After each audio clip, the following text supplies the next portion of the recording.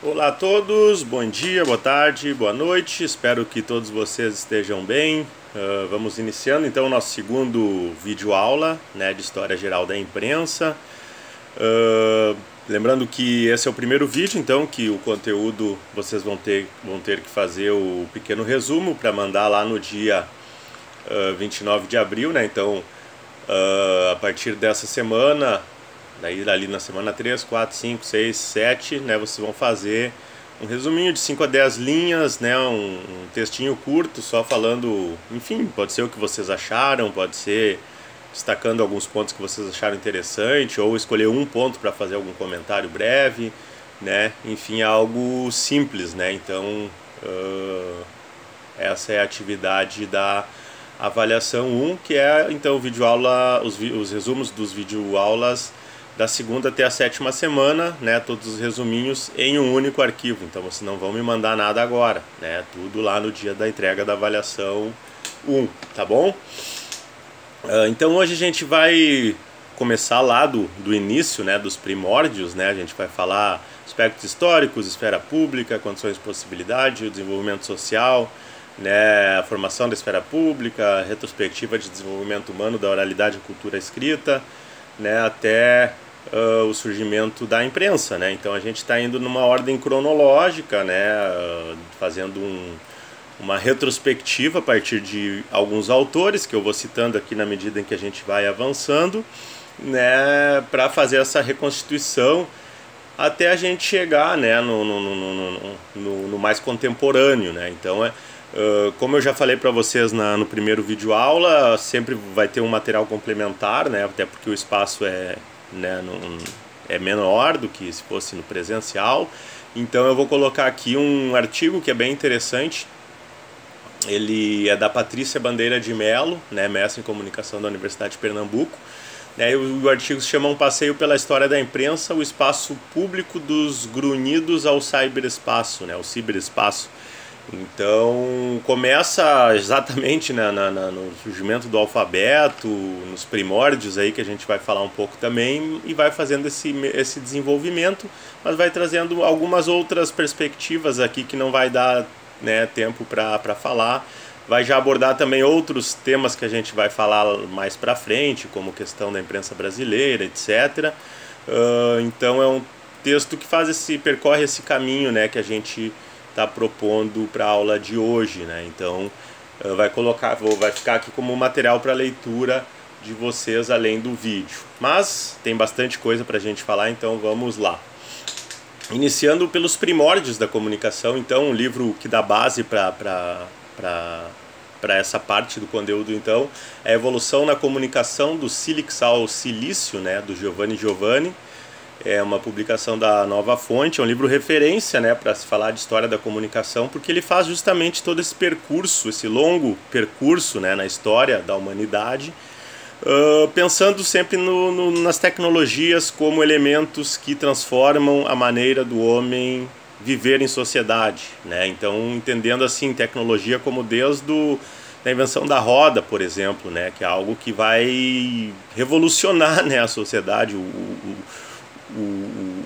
ser humano, o deslocamento, né, o uso do cavalo, né, para percorrer caminhos, né? Então basta a gente imaginar, né, o sujeito andando a pé e a velocidade, o quanto tempo ele consegue percorrer, enquanto reduz esse tempo a utilização do cavalo ou depois da carroça, enfim, de todas as tecnologias que sempre vai ter esse foco de tentar reduzir o espaço e a questão geográfica, né?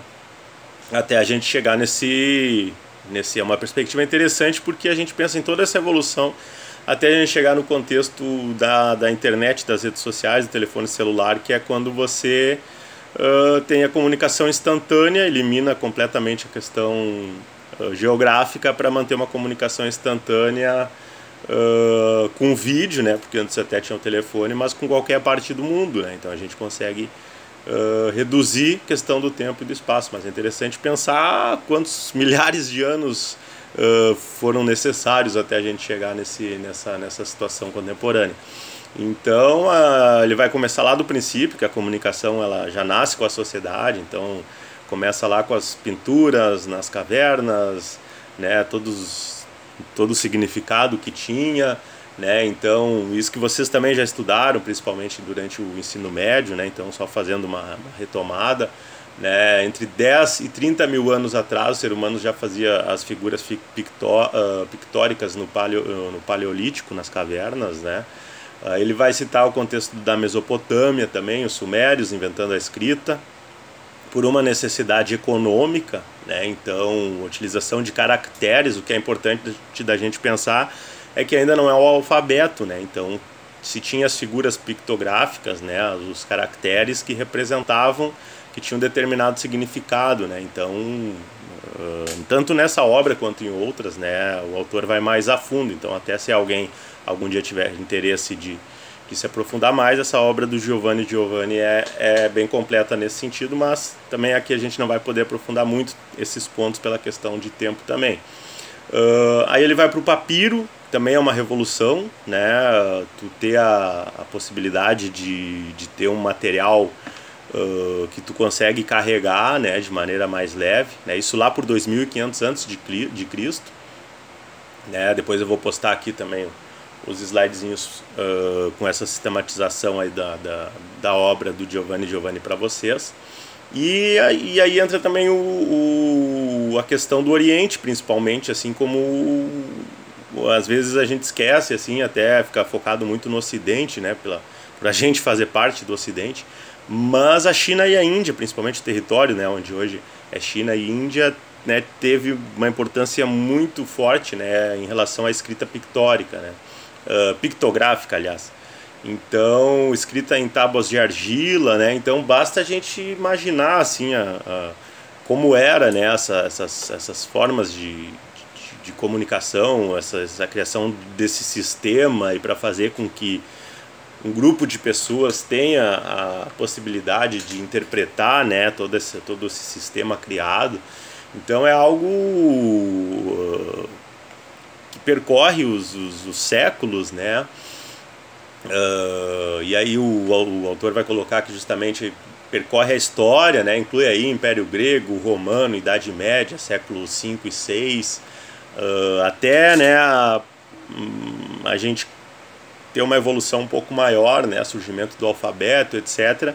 Mas mesmo assim a gente ainda não chegou aqui falando de todos esses milhares de anos. A gente não está falando aqui ainda da imprensa, né, do surgimento da imprensa. A gente está falando então aqui de uma escrita feita de maneira exclusivamente manual, né? Então as cópias, né, todas manuais, mesmo já tendo papiro, depois mesmo já tendo o alfabeto, né? Então para te copiar, né, por exemplo, as cópias da Bíblia, né, tinha que ser manual, porque não tinha imprensa, não tinha a tecnologia da imprensa para imprimir, né, e principalmente para imprimir em série, né? Então, para ter 10 cópias de uma obra, tinha que se transcrever manualmente 10 cópias daquela obra, né?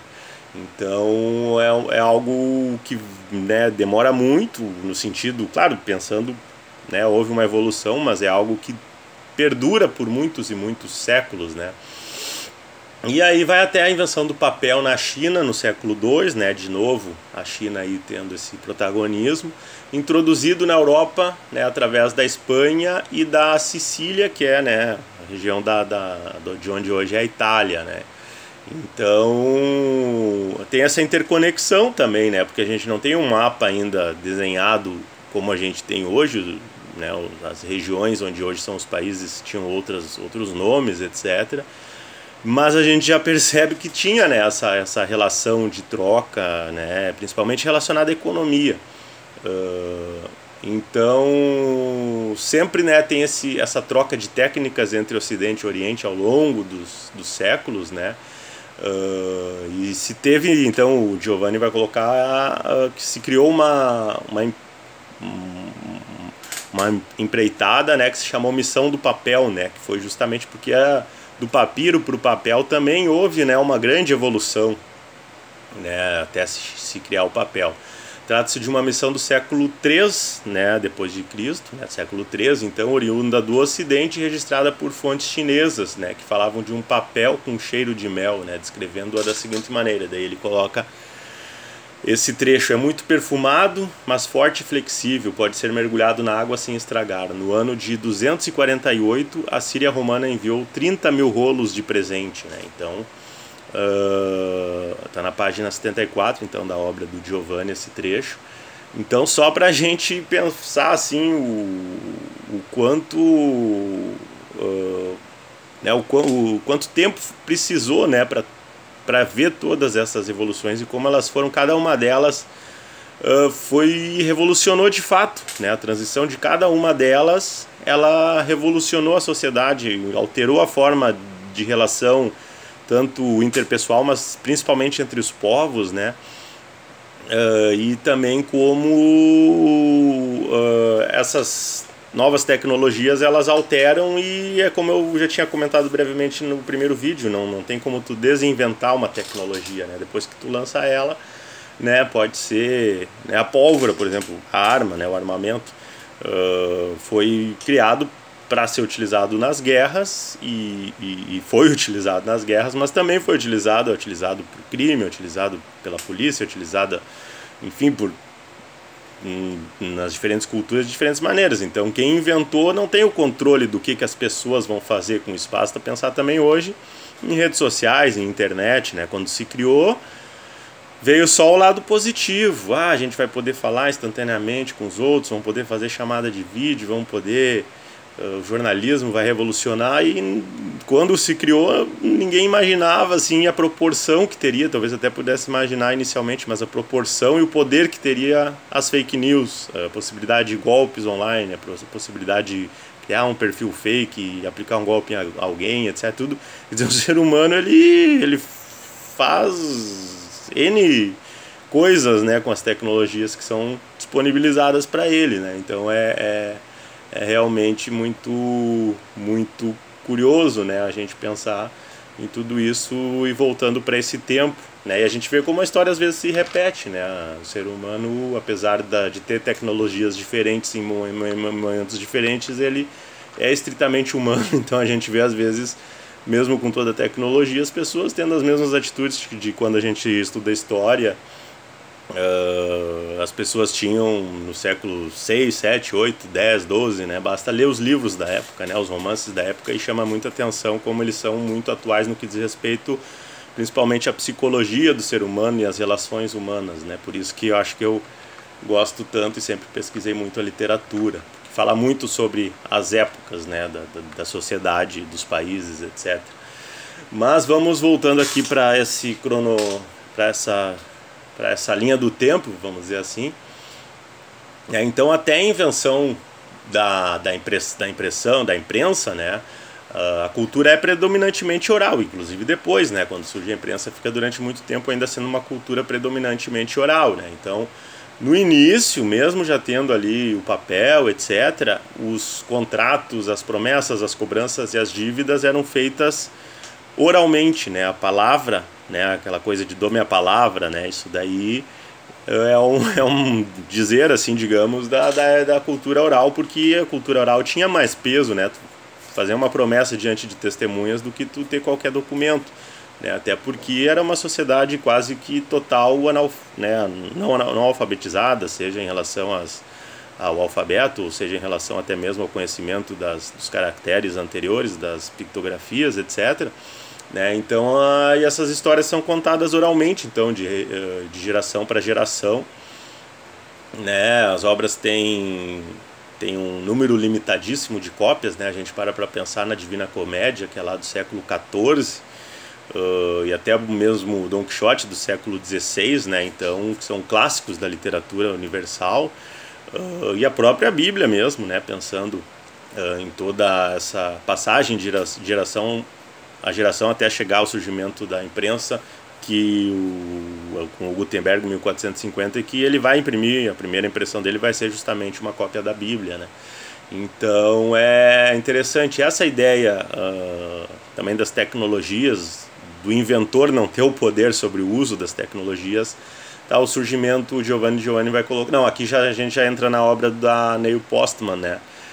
Que é Tecnopólia, a rendição da cultura à tecnologia, né, da editora Nobel, E também é um livro muito interessante, né? E o autor vai citar esse exemplo do relógio, né? De que ele surgiu com a ideia de periodicidade, mas ele surgiu nos mosteiros dos séculos 12 e 13, né? E era para os monges saberem a hora deles, né, fazerem suas homenagens, etc. E acabou o relógio se tornando um dos pilares da ideia do capitalismo, de jornada de trabalho, de make money, né, fazer dinheiro, etc, etc. Então, o autor vai colocar justamente isso. Mas o que os monges não previam foi que o relógio viria a ser um meio não apenas para acompanhar as horas, mas também para sincronizar e controlar as ações dos homens, né? E assim, em meados do século XIV, o relógio foi além das paredes do mosteiro, levando uma nova e precisa regularidade à vida do trabalhador e do mercador, né? Então, até hoje, né, a gente vende nos mais diversas atividades, a gente vende o nosso tempo, né, em troca de um salário, e esse tempo é controlado justamente pelo relógio, né? Então, a pessoa faz 40 horas semanais, faz 44 horas semanais, faz 8 horas diárias, faz 6 horas diárias, né? Então ela está vendendo o tempo para desenvolver uma atividade. Então, só que não foi com esse objetivo que os monges criaram o relógio, né? Então é interessante nesse sentido que eu estou falando de novo, né? A pessoa que, qualquer um de vocês, enfim, qualquer pessoa que inventar uma tecnologia, ela vai inventar, ela pode inventar algo pensando que vai ser útil para uma coisa, mas a pessoa que vai comprar, né, que vai ter acesso, pode fazer o uso para outra completamente diferente, né? Então é bem interessante esses primeiros, né, a gente acompanhar essa história do desenvolvimento social, né? E a gente está falando daquilo que a gente falou lá, que está aí no tópico do conteúdo da aula de hoje, que é a formação da sociedade mesmo, né? Da esfera pública, né? Daquilo que vai se chamar de esfera pública. Tem o livro do Habermas, até eu não estou com ele aqui perto, que vai trazer mais reflexões sobre isso, mas, né, a base toda é essa, né? As relações sociais, a comunicação e esse desenvolvimento tecnológico, né? O Walter Ong é outro autor referência que tem um livro muito bom, Oralidade e Cultura Escrita, da Papyrus, né? Um livro de 98. E ele também vai fazer muito, de uma maneira muito didática e contando quase que de uma maneira literária, né? Apesar de ser um livro acadêmico usado na pós-graduação, na graduação, etc., para falar sobre o tema. Mas porque é muito interessante a maneira como ele coloca, né? Como se tem essa transição toda, né?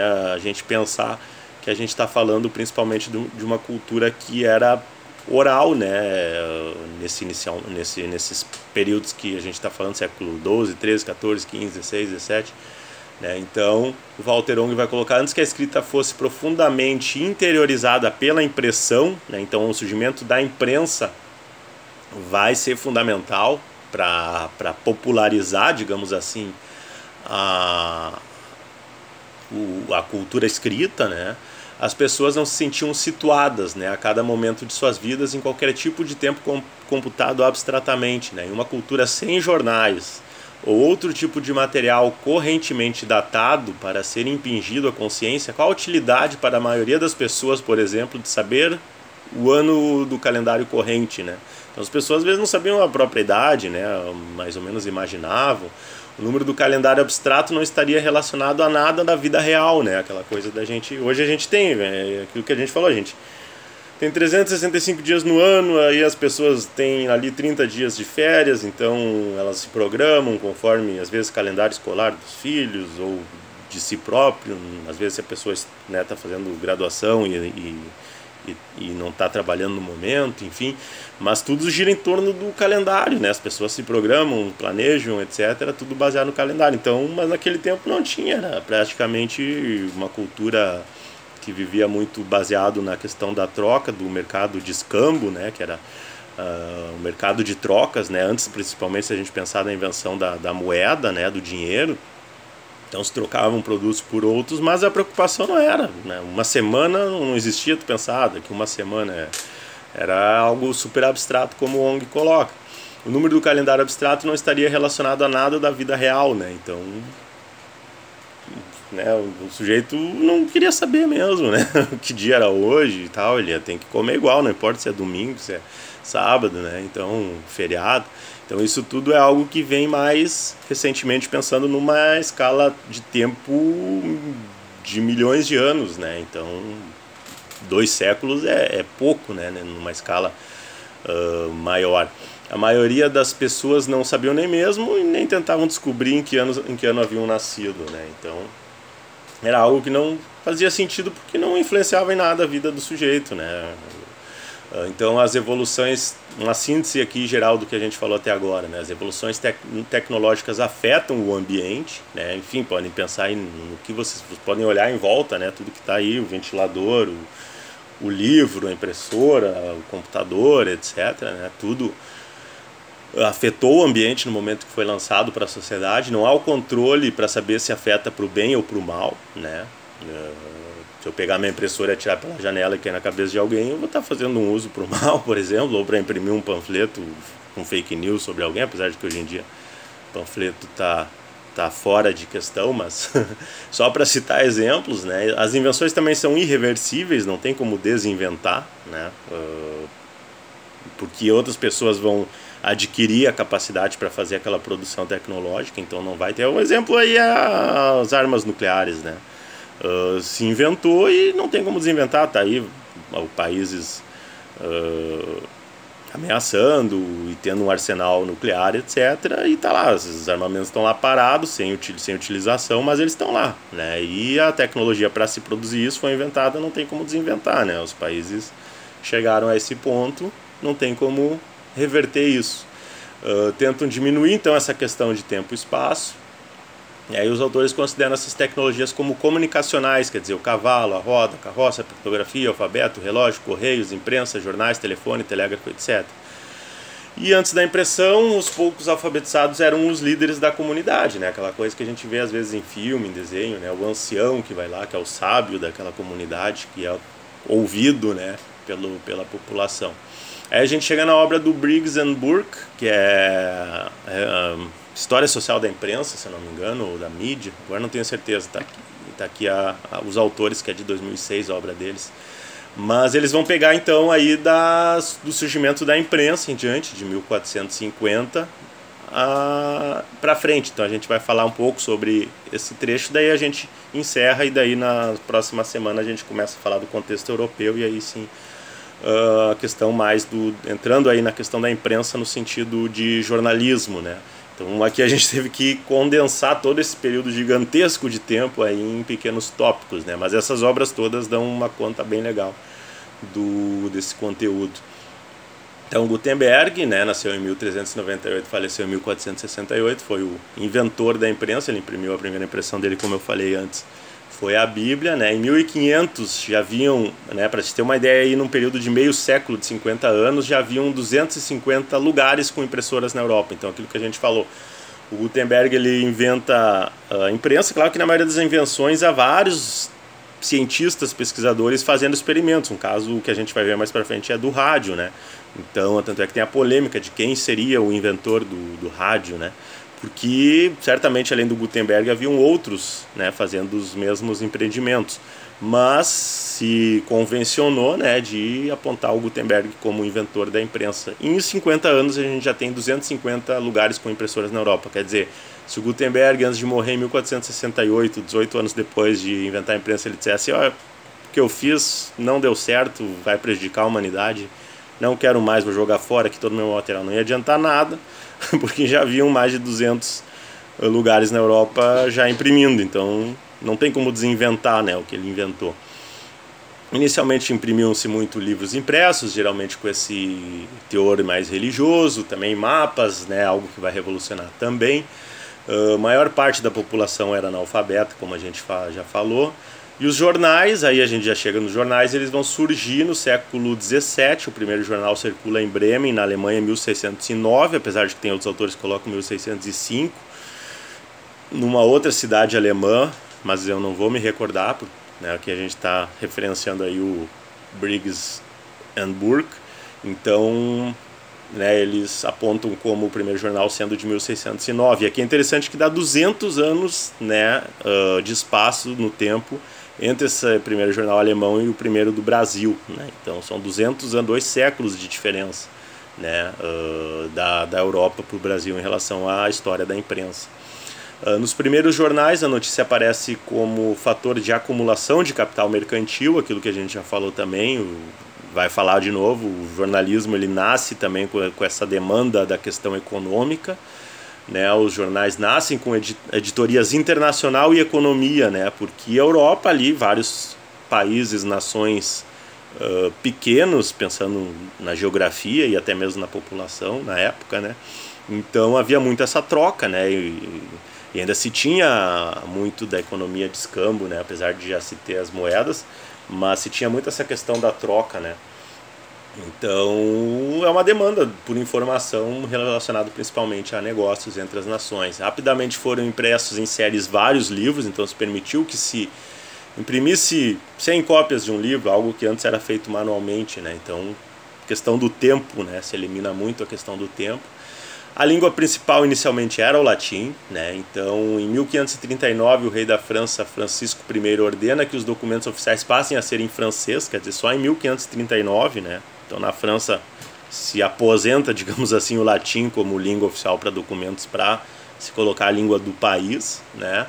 Em 1550, um escritor italiano se queixa que estão lançando tantos livros que não temos nem tempo de ler os títulos, né? Então, isso só aumentou, né? E vai continuar aumentando. Enfim, tem pontos que a gente vai voltar em outros momentos da disciplina, né? Censura estatal também, né? Havia nesse período na Europa censura estatal, né? Que é o controle ali, a proibição de se imprimir determinados tipos de livros. Inicialmente se tinha muito a questão religiosa, né, como motivo para censurar esses livros. Inicialmente era material simples, sob forma de brochura, às vezes com ilustrações de figuras, né. Os assuntos mais comuns eram as vidas dos santos, romances de cavalaria, e aí tem aquela relação com o Dom Quixote, né, que é o sujeito que de tanto ler livros de aventura de cavalaria acaba ficando louco, resolve sair pelo mundo aí para viver isso na prática, né, acompanhado do Sancho Panza. Para mim é o meu romance preferido, número 1, até eu tenho o Don Quixote em miniatura ali, mas outra hora eu pego ali para vocês, que eu não sei agora onde é que tá. Então eu acho genial Don Quixote, e principalmente pensando que ele retrata essa época, né, algo mais a gente lê e foi escrito, né, na época também, desse período mais ou menos. Os assuntos mais comuns eram as vidas de Santá.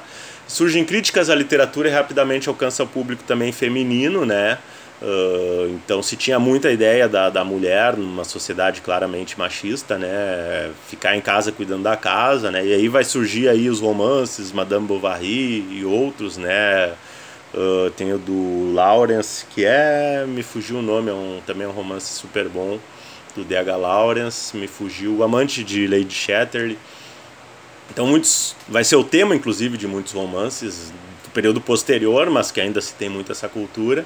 O sistema postal ganha importância, então surge um sistema organizado, né, para envio de correspondências. Com ele surgem os primeiros impérios da comunicação, né. No século XVI, uma família dominava o sistema postal europeu chamada Tassis, com centro na Bélgica e Alemanha, que daí surge a palavra, né, táxi.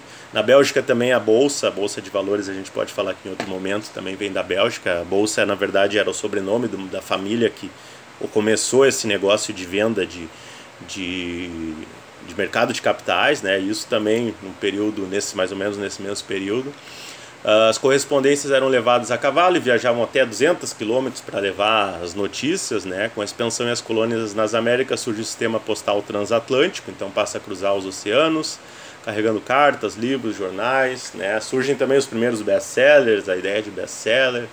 No século XVII, a existência de escritores públicos, né? Aqui fica a dica aí para assistirem o Central do Brasil, que ainda mostra, né, aquela coisa do sujeito que ficava lá, a pessoa ditava a carta e daí o sujeito escrevia para mandar, porque a pessoa que queria mandar a carta era uma pessoa analfabeta, né? Então tinha essa coisa dos escritores públicos, né? A pessoa escrevia a carta para as pessoas analfabetas. E os traficantes de livros, que vendiam no mercado paralelo, que vendiam os livros proibidos e que eram geralmente os mais procurados, né? Quer dizer, o ser humano tem muito disso também. Aí a gente chega do vapor à eletricidade. Tecnologia foi uma palavra introduzida nos Estados Unidos em 1828, né? Então antes não se usava esse termo, tecnologia, e que vem com a Revolução Industrial Francesa, que a gente vai falar mais na próxima semana, quando a gente for falar da Europa, né? Começa a surgir lentamente a ideia de massas, né? As ferrovias também apresentam uma revolução, né? Nessa ideia de reduzir espaço e tempo. E surge também o conceito de pontualidade. Então o trem vai chegar na hora tal, é esperado que o trem chegue na hora tal. A primeira ferrovia transcontinental surge em 1869 nos Estados Unidos, né? No mesmo século surge a eletricidade e o telefone, né? E aí posteriormente vem rádio, TV, internet. Então o objetivo principal é esse, é a ideia da tecnologia como algo irreversível e que geralmente surge para tentar eliminar questões como espaço e tempo, né? Pensando na comunicação e posteriormente no jornalismo, né? Na semana que vem a gente volta aí para falar sobre a questão principalmente do contexto europeu.